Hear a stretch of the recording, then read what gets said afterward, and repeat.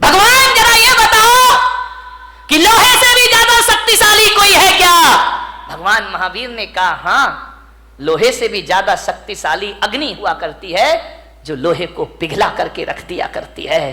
तो भगवान जरा इतना और बता दो कि अग्नि से ज्यादा शक्तिशाली इस धरती पर कोई है? तो महावीर ने कहा धरती अग्नि से ज्यादा शक्तिशाली पानी हुआ करता है, जो आग को बुझा के रख दिया करता है। तो भगवान फिर इतना और बता दो, पानी से ज्यादा शक्तिशाली कौन होता है इस धरती पर? तो भगवान महावीर ने कहा पानी से ज्यादा शक्तिशाली आदमी का संकल्प हुआ करता है, आदमी के हौसले हुआ करते हैं। बोले हौसलों से बड़ा कुछ होता है? तो महावीर ने कहा संकल्प से बड़ा इस धरती पर कुछ नहीं हुआ करता है। और संकल्प में वो ताकत होती है कि पानी को पाताल से निकालने की ताकत आदमी के संकल्प में हुआ करती है। ध्यान रखिए, संकल्पों से जिंदगी जी जाती है, संकल्पों से जीवन चलता है। मान्यवर विचार करिए, आप सोचिए, संकल्प बुलंद होना चाहिए इस आदमी के। इतने जल्दी हार मत मानो जिंदगी से, छोटी छोटी बातों। एक बहुत बड़े गणितज्ञ हुए हेरो 9 बार फेल हुए स्कूल में। कितनी बार? ऐसा कोई महात्मा बैठा जो 9 बार फेल हुआ हो? 9 बार फेल हुए। पिता ने कहा ये पढ़ाई बंद कर, तेरे बस की नहीं है, तू नहीं हो सकता पास। 9 बार फेल। चल पशु चरा, उठा डंडा, गाय चरा, भैंस चरा, तू पास नहीं हो सकता, तेरे भाग्य में पास होना लिखा ही नहीं है। उसने कहा यार लगता तो ऐसा ही है कि अब मैं पास नहीं हो सकता। 9 बार फेल हुआ क्लास में। एक दिन बैठा था अपने घर में, एक चींटी को देख रहा है। चींटी चढ़ रही है, गिर रही है, चढ़ रही है, गिर रही है, फिर चढ़ती है, फिर गिरती है, फिर चढ़ती है, फिर गिरती है। हीरो ने कहा यार ये गिनूं तो कितनी बार चढ़ रही है। उस दिन वो चींटी 99 बार चढ़ी और गिरी, 100वीं बार ऊपर चढ़ी। उसने कहा मिल गया। पिता से कहा मैं स्कूल जाऊंगा, मैं पढ़ूंगा। बोले पागल है क्या, 9 बार फेल हुआ है? बोले 9 बार हुआ हूं ना, अभी 90 बार बाकी है। बोले क्या मतलब? बोले वो चींटी 100वीं बार ऊपर चढ़ी है, मैं तो अभी 9 बार फेल हुआ हूं, 90 बार। बाप ने कहा पागल, 90 बार में 90 साल लग जाएंगी, तू मर जाएगा, तो चींटी की बराबरी। अरे बोले कुछ भी हो जाए, अभी तो 90 बार मुझे पास होना। एक बात लग जाए आदमी को तो जिंदगी बदल जाया करती है, एक बात में जीवन के सूत्र मिल जाते हैं। बोले 90 बार तो अभी और पढ़ना है मुझे। बहुत जिद की पिता से, पढ़े लिखे, मालूम है 10वीं बार में वो बच्चा पास हो गया और वो सबसे बड़ा गणितज्ञ बन करके खड़ा हो गया।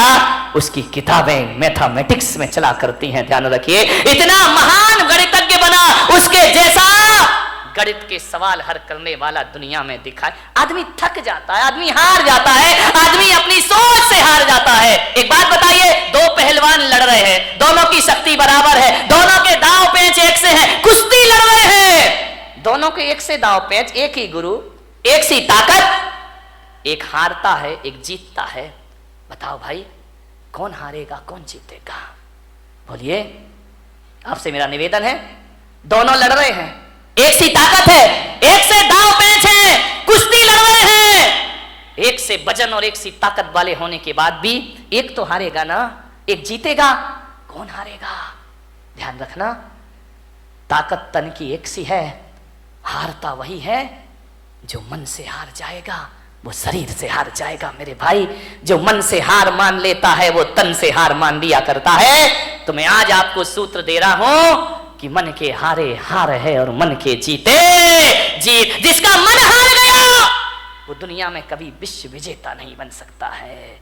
सम्राट सिकंदर अंतिम सांस तक विश्व विजेता के सपने देखते रहा। मान्यवर, सपने देखिए, देखना चाहिए।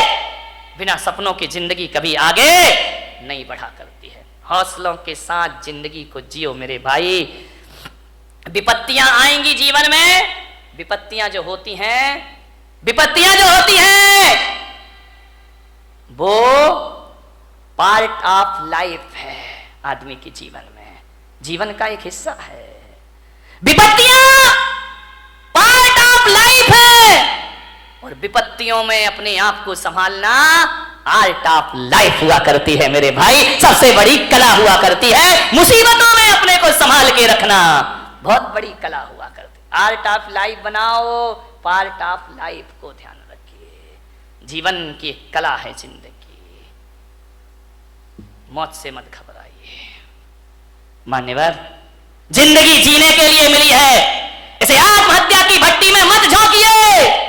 पूरी जिंदा दिली के साथ जिंदगी को जीने का प्रयास करिए। जियो, बहुत आनंद है इस जिंदगी में। बच्चों पर इतने पढ़ाई का प्रेशर मत डालो।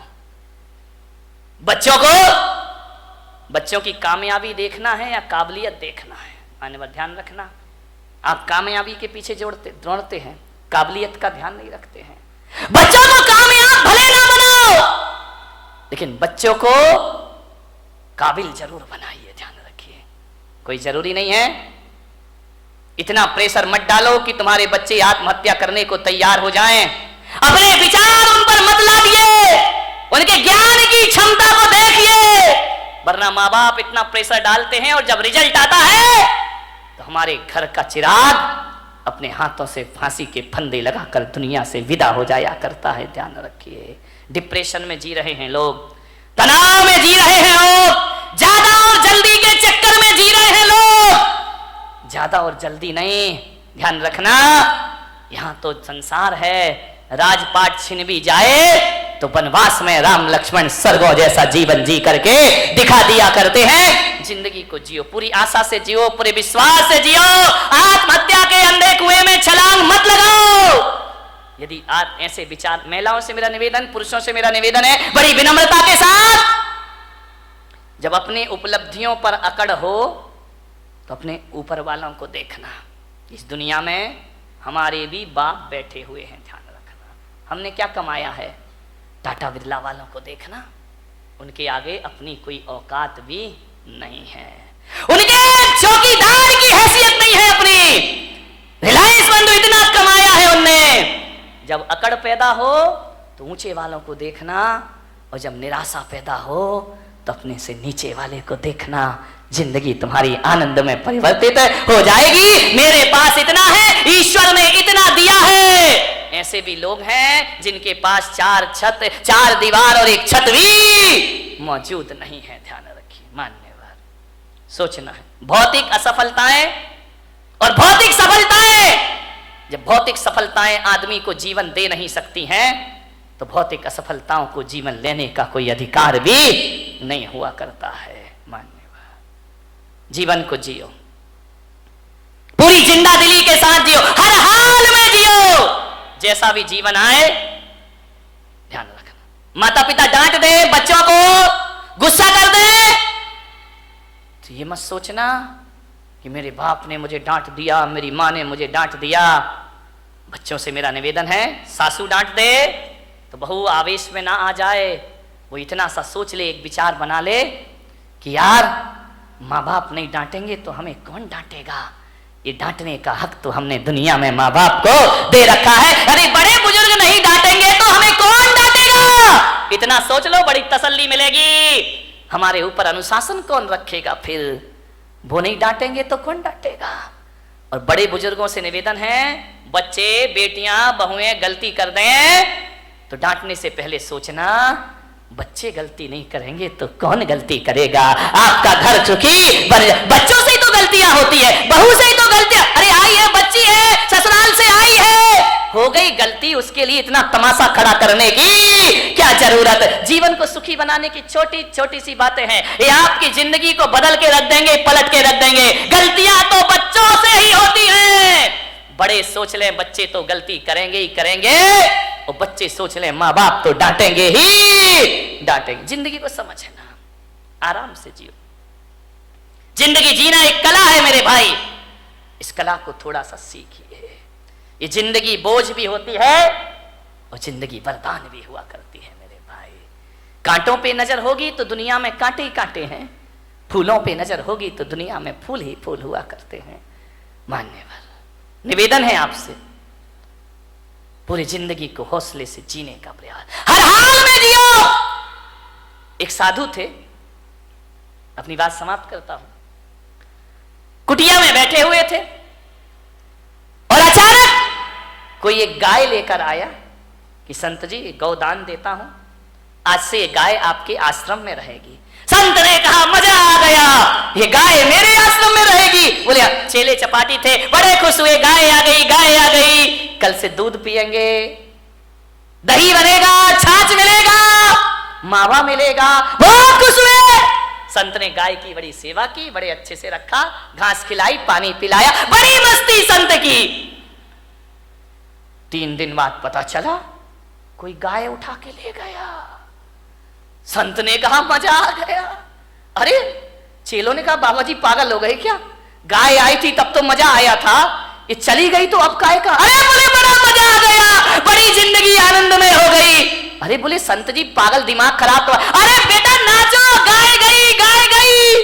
अरे बोले अब दूध कहां मिलेगा, मावा कहां मिलेगा, छाछ कहां मिलेगा। संत ने कहा एक तरफ गया वो दूध और मावा, अरे गाय गई तो गोबर उठाने की झंझट भी हमारे पास से चली गई। अब कहां की घास, मस्त रहो, भगवान का भजन करो। ध्यान रखिए, ऐसी जिंदगी जियो, राजी है हम उसी में जिसमें तेरी रजा है। यहाँ यूं भी वाह वाह है, यहाँ त्यों भी वाह वाह, हर समय वाह वाह है। ध्यान रखिए, मिल जाए तो कोई बात नहीं हो, चला गया तो आनंद में जियो ना। लेकिन तुम्हारी जिंदगी निराशाओं में जाती है। एक गुलाब का पौधा ये सोचता है कि मैं नारियल के पेड़ की तरह बड़ा हो जाऊं। अब बाजू में लगा है, अब वो सोचे मुझे नारियल का पेड़ बना दे, नारियल का पेड़। अब गुलाब का पौधा कैसे पेड़ बन जाएगा। पेड़ इसलिए दुखी है कि वो सोचता है यार गुलाब जैसे फूल मुझ में आ जाए, गुलाब जैसे फूल, जिंदगी दुखी हो जाएगी। एक जगह मैंने देखा, अरे गुलाब का पेड़ अपनी पौधा अपनी मस्ती में झूम रहा है, नारियल का पेड़ अपनी मस्ती में झूम रहा है। मैंने एक साधु से पूछा बताओ ये अपनी मस्ती में क्यों है, ये इतने आनंदित क्यों है। बोले इसलिए आनंदित है कि नारियल का पेड़ कभी नहीं सोचता कि मुझ में फूल लग जाए, और गुलाब कभी नहीं सोचता कि मैं इतना ऊंचा हो जाऊं। इसकी अपनी मस्ती होती है और उसकी अपनी मस्ती में रहो। अरे मेरे भाई, पूनम की रात का जो सौंदर्य है ना, कभी कभी अमावस भी बड़ी सुंदर लगा करती है मेरे भाई। यदि अमावस की रात ना होगी तो पूनम का सौंदर्य कौन जान पाएगा। यदि जीवन में दुख नहीं होंगे तो सुख का स्वाद। एक बात बताओ, यदि इस जिंदगी में सुखी सुख होता, दुख नहीं होता, तो क्या करते आप बताइए। सबको सुख, सब सुखी। अब कोई बोले ये छोटी उंगली, ये बड़ी उंगली, ये बीच की, अरे भाई क्या दिक्कत है। अब ये एक बात बताइए, यदि 5 उंगली भगवान एक सी बना देता तो क्या करते आप। कल्पना करो, कभी सोचते हो ये 5 उंगली एक सी हो जाती तो ना लिखने का आनंद ले पाते, ना खाने का आनंद ले पाते, सामान उठाते नहीं बनता।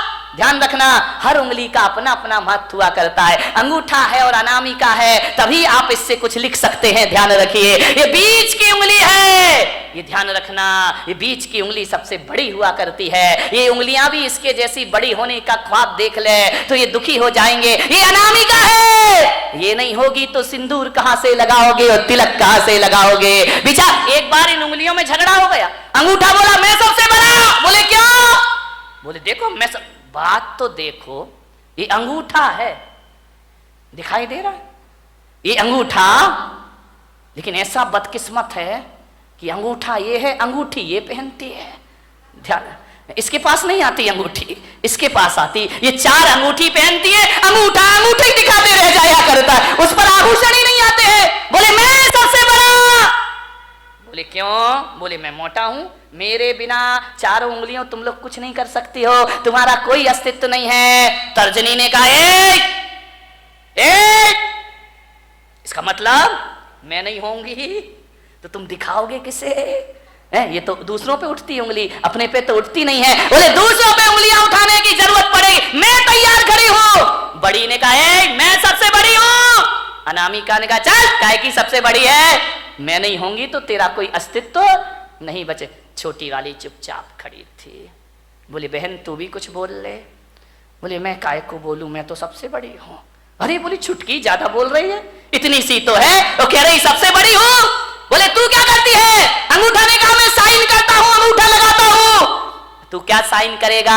तर्जनी ने कहा मैं नहीं होंगी तो पेन कहां से पकड़ लेगा? तो बीच वाली ने बोली चल तेरे में ताकत तो मेरे से ही आया करती है। छिंगली ने कहा देखो छोटी वाली ने, मेरे पास कुछ नहीं है, मैं सबसे छोटी हूं, लेकिन मैं इतना जानती हूं, मैं सबसे बड़ी हूं, मैं सबसे बड़ी हूं। बोले छोटी हो के अपने को बड़ी क्यों कह रही है? बोले इसलिए कि जब जब भगवान को प्रणाम किया जाता है मैं सबसे आगे खड़ी रहती हूं और तुम सब मेरे पीछे खड़े।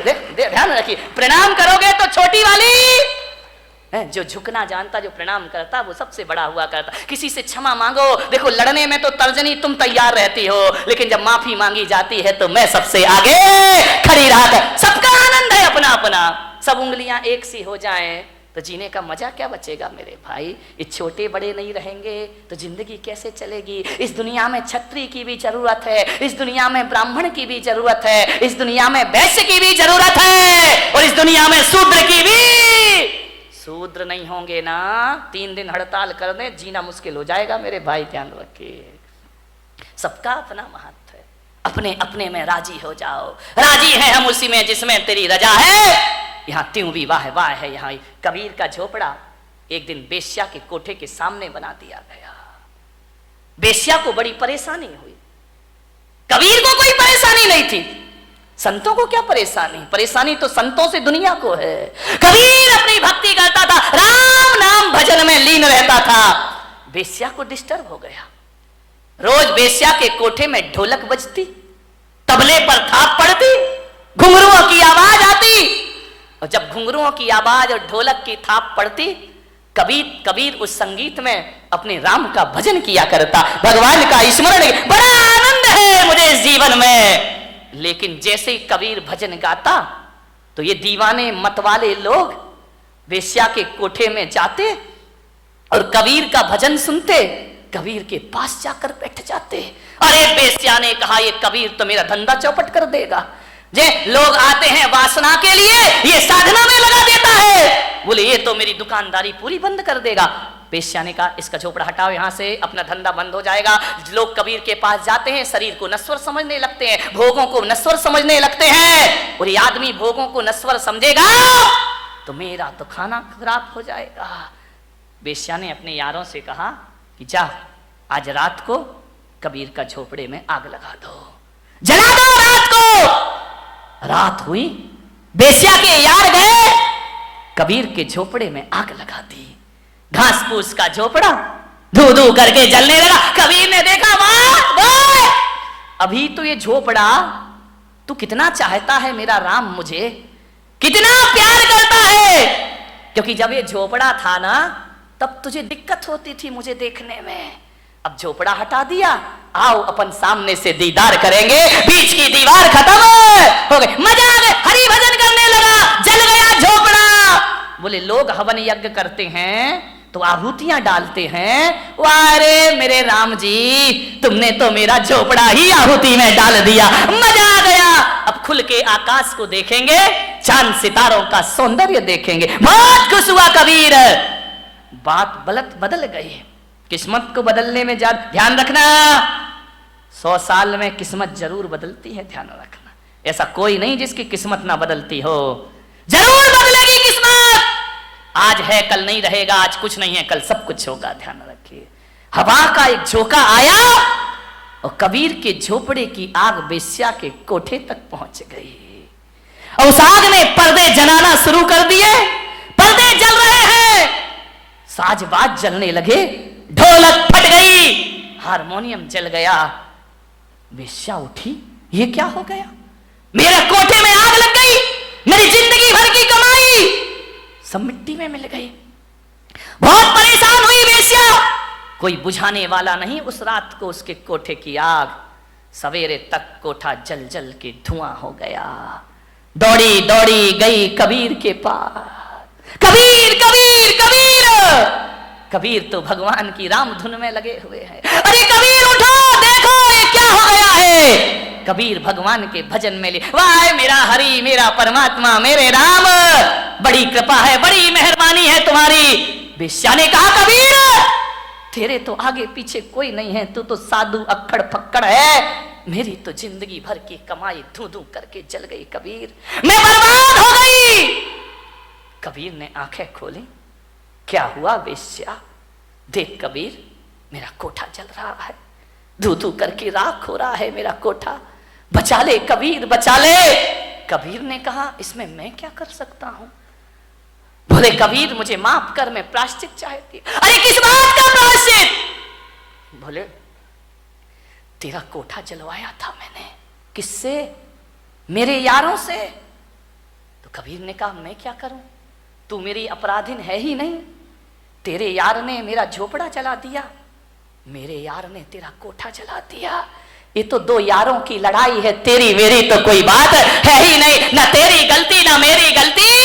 तेरे यार ने मेरा झोपड़ा जलाया तो मेरे यार ने तेरा कोठा, ये दो यारों की लड़ाई है। अब देख बेस्या, किसका यार दमदार है? देख, मेरा यार दमदार है या तेरे यार? जो कल यार तेरे साथ घूमा करते थे तेरे लोग, आज एक भी तेरे पास नहीं है। और आज झोपड़ा जलने के बाद मेरा हरि मेरे पास हमेशा से मौजूद है। बारामती वालों, यारी करो तो ऐसी करो, जिसका यार दमदार हो उससे दोस्ती करो मेरे भाई। ऐसे यारों से क्या दोस्ती करना जिंदगी में, आनंद में जियो। सूरत में एक मेरे भक्त ओम प्रकाश बाबूजी अब इस दुनिया में नहीं है, मैं भीलवाड़ा में कहीं था, रात पता चला कि उनकी फैक्ट्री में आग लग गई, धू धू करके फैक्ट्री जल गई। मेरे पास, मेरे स्टाफ के पास फोन आए कि बाबूजी की झोपड़ी, पूरी मिल जल गई है कपड़ों की। वो जिन शरणम के अध्यक्ष थे उस समय, बाबूजी की फोन पर स्पीकर खोल के बात हुई। मैंने कहा बाबूजी, ये जो मिल जल गई आपकी, कहां है आप? बोले कहां हूं? सामने खड़ा हूं, मिल जल रही है कपड़े की, आप कुछ नहीं कर रहे। क्या करना महाराज, कर भी क्या सकता हूं, मैं तो बुझा नहीं सकता। बुझाने वाले अपना काम कर रहे हैं, मैं अपना काम कर रहा हूं। मैंने कहा क्या हुआ? कुछ नहीं महाराज, चिंता मत करो, आपका हाथ हमारे सिर पर है, ऐसी 10 मील फिर खड़ी करने की मैं ताकत रखा करता हूं। वो आदमी कमजोर नहीं पड़ा, वो शख्सियत कमजोर नहीं पड़ी, हौसले हैं महाराज। आपका शिष्य इतना कमजोर नहीं है, 2 मील क्या ऐसी और भी जल जाए तो भी मेरे मन में कोई फर्क पड़ने वाला नहीं है। मैंने कहा बाबूजी, आप उस समय क्या महसूस कर रहे थे जब वो मुझसे मिलने आए? बोले क्या कर रहा था, आपका हाथ सिर पर है ना, भगवान मेरे साथ है ना। तो मैंने कहा जब मील जली हुई देखी आपने तो क्या महसूस किया? बोले यही किया कि पेड़ से कुछ पत्ते हैं झड़ गए हैं, पतझड़ है, सावन फिर आएगा, मैं फिर हरा हो जाऊंगा। ध्यान रख।